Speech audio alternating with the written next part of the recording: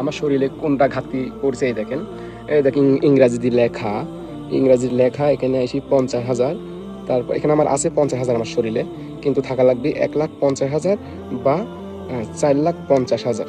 সেখানে আমার আছে শুধু মাত্র 50,000। আমার জন্য দোয়া করবেন। আর বেশিরভাগ আমাকে খাইতে বলছে হচ্ছে পিপির তরকারি এবং পিপি ভর্তা এবং মানে ফল ফুল, তার ভিতরে আপনার দুধ আছে, তার ভিতরে খাতে করেছে লেবুর শরবত। এই সব মিলে আলহামদুলিল্লাহ অনেকখানি সুস্থ ওইভাবে হয়েও নাই, তবে ইনশাল্লাহ হব। আমার জন্য সবাই দোয়া করবেন ইনশাল্লাহ। রিজিকের মালিকও আল্লাহ, হায়াতের মালিকও আল্লাহ এবং মৃত্যু দেওয়ার মালিকও আল্লাহ। সেই জায়গায় থেকে আমার জন্য সবাই দোয়া করবেন। আপনাদের মাঝে আমি ওইভাবে আসতে পারতেছি না, অসুস্থ আছি, সেই জায়গায় থেকে আমার জন্য সবাই দোয়া করবেন।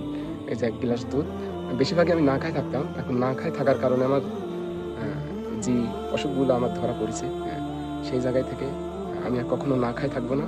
আল্লাহ যদি এবার আমাকে সুস্থ করেন, আমি কখনো আর না খাই থাকবো না। আমি সবসময় 3 বেলাই আমি ভাত খাবো। বিসমিল্লাহ।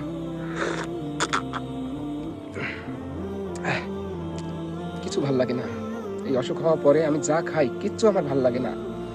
আমার মুখ মনে হয় যে পাইনসি হয়ে আছে দাদা, আমার কাছে এরকম লাগে। আমার মুখ মনে হচ্ছে আমার পাইনসি হয়ে গেছে, বুঝতে পারছেন দাদা?